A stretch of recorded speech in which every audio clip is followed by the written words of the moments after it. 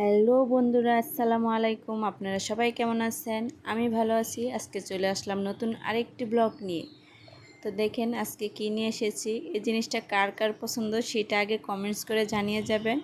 আর আমার ভিডিওটা পুরোটা না দেখে যাবেন না। তো চলো রান্না শুরু করি। এই যে দেখো, আমি এখানে গরুর গোশত নিয়ে নিছি। আমি এখানে চর্বি, হাড্ডি, গোশত সব কিছু মিশিয়ে নিয়ে নিছি। এখানে আদা রসুন বাটা, জিরা বাটা, মরিচ বাটা, অল্প অল্প সব মশলাই দিয়ে আমি মাখায় রাখবো। আর এই যে টক দইটা আমি নিজে বানাইছি লেবু দিয়া। যদি ঘরে টক দই না থাকে তাহলে লেবু দিয়া টক দই বানাই নেবেন। আর একটু সয়া সস দিয়ে দিলাম। এটা দিয়ে আপনারা ভালো করে মাখিয়ে রাখবেন আধা ঘন্টা 1 ঘন্টার জন্য। সাথে একটু বিরিয়ানির মশলা দিয়ে দিবেন। সব কিছু দিয়ে ভালো করে মাখিয়ে আপনি এটা আধা ঘন্টার জন্য রাইখা দিবেন। তারপরে চলো রান্নায় যাই। এই যে এখানে আমি কড়াইতে তেল দিয়ে দিলাম, পেঁয়াজ বেরেস্তা করে নিলাম। এখন ছোট ছোট আলু দিব আমি বিরিয়ানিতে। এগুলো আগেই সিদ্ধ করে বাইছা নিছি।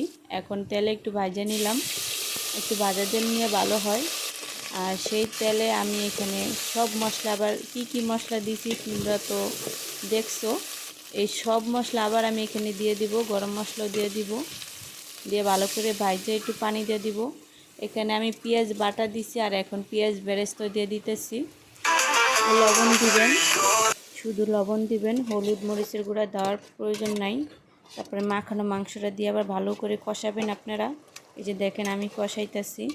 ভয়েস অ্যাড করার সময় আমার ফোন আইসা পড়ছে, সেজন্য সরি। যে দেখেন আমি এখন টক দইটাও দিয়ে দিলাম। ভালো করে আপনারা কষাবেন। বাদাম বাটা দিয়ে দিলাম, ভালো করে ঢাইকা কষাবেন। আর এখন এরপর যে আমি বিরিয়ানি মশলাটা দিয়ে দিলাম।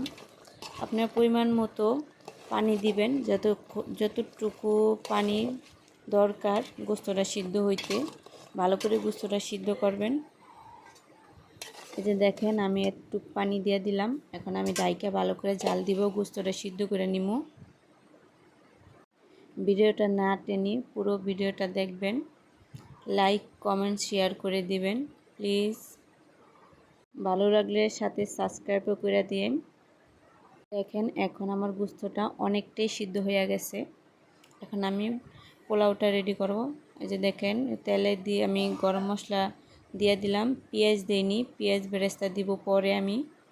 এখন এই তেলে চালটা অনেকক্ষণ ভাজবো ভালো করে, লাল হওয়া পর্যন্ত। দেখেন কি সুন্দর একটা কালার এসে গেছে। ভাজবেন আপনারা। আর আমি গরম পানি দিই না কখনো পোলাওতে বা বিরিয়ানিতে। আপনারা যদি গরম পানি করে দিতে চান দিতে পারেন। আমি ঠান্ডা পানি দিই, তাতে আমার কাছে মনে হয় পোলাওটা বা বিরিয়ানিটা অনেকটা জর্জরে হয়। এখানে আমি পানি দিয়ে লবণ দিয়ে দিলাম। এখন এই যে গোস্তটাও মিশাই নিলাম। এখন আমার কড়াইতে হবে না, সেজন্য আমি পাইলাই নিয়ে নিলাম আবার। এরপর যে আমি পেঁয়াজ বেরেস্তা দিয়ে দিলাম। পোলাওতে তো পেঁয়াজ দেইনি, সেজন্য পেঁয়াজ বেরেস্তা দিয়ে দিলাম। আর একটু পানিতে হয়ে যাবে। যারা লার্কির চুলায় রান্না করে জানে অনেক তাপ থাকে চুলায়, সেজন্য যখন চালের সমান সমান পানিটা হয়ে যাবে তখন একটু নামাই থুবেন, না বাইরে নামাই ডাইকে থুবেন। যখন পানিটা টাইনা যাবে তখন আবার চুলার উপরে দিবেন একটা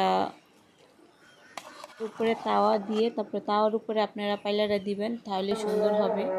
এই যে দেখেন আস্তে আস্তে তারপরে একটু পরপর লাড়ে চেড়ে দিবেন, তাহলে আপনার চালটা অনেক সুন্দর সিদ্ধ হবে। আমার ভাতটা কিন্তু অনেকটা জর্জরে হয়েছে। যখন আমি প্লেটে নিব তখন দেখতে পারবেন। আর এখনও বোঝা যাইতেছে, দেখেন আমার বিরিয়ানিটা অনেকটা জর্জরে হয়েছে।